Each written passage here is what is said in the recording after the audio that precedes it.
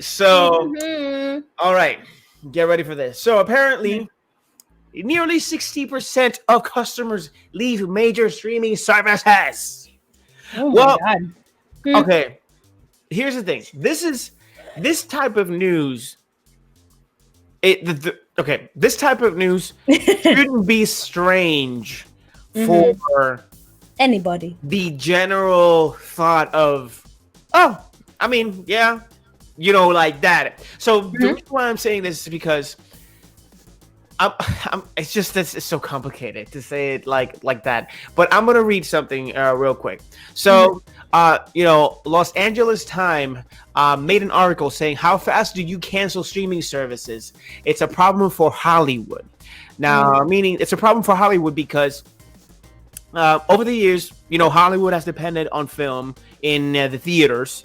And that's the revenue where the income comes from. It was huge. A ticket easily is, we've talked about it before, like $25, depending on where you go. They go from And depending on what time you go.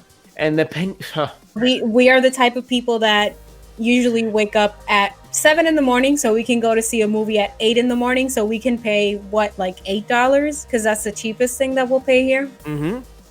So it depends, but for certain movies like Endgame, for example, we really wanted to see it at night with like a full-on the full-on experience. Here's the thing, Los Angeles Times. This report was made by the writer Ryan Fungder.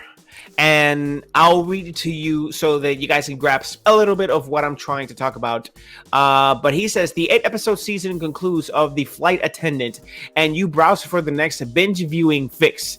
Maybe you turn on the Wonder Woman 1984, please no, or rewatch The Sopranos. That's the issue facing media and entertainment companies as the battle for streaming audiences settles into a new phase.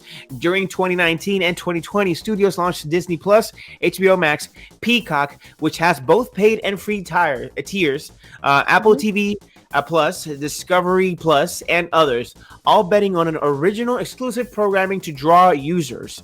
The coronavirus crisis has been a boon for the streaming industry as movie theaters, concerned venues, and sports arenas continue to suffer.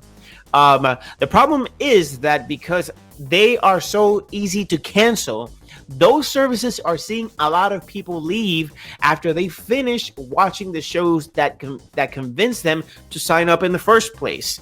The phenomenon known in the industry as churn is a growing headache in the streaming wars, according to a new report released Monday night by professional services giant Dolit.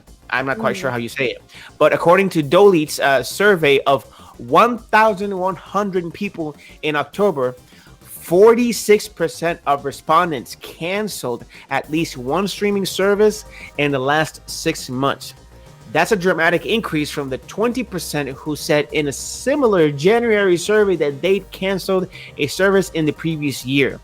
Of the people surveyed who canceled a streaming subscription, 62% did so because they think that they finished the show or movie that they had signed up to see, Dolit said. I think we were talking about this last night, if I'm not mistaken, because, for example, you mentioned Wonder Woman 1984.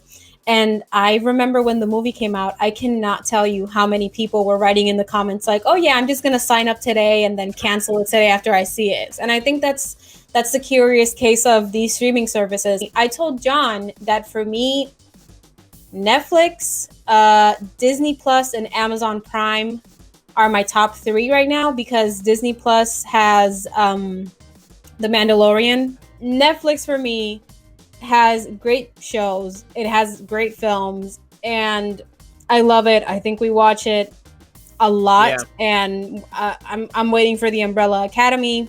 Oh yeah. I'm waiting for Stranger Things. So there's a couple of things that I see on Netflix. And then Amazon Prime for me because of The Boys, but then it was like John was saying, and it's the fact that Amazon Prime is not only like a streaming service, you also have a delivery service where it's linked to that account, it's linked to gaming on Twitch, so you have a lot of other things that go with it, that it's a complete package.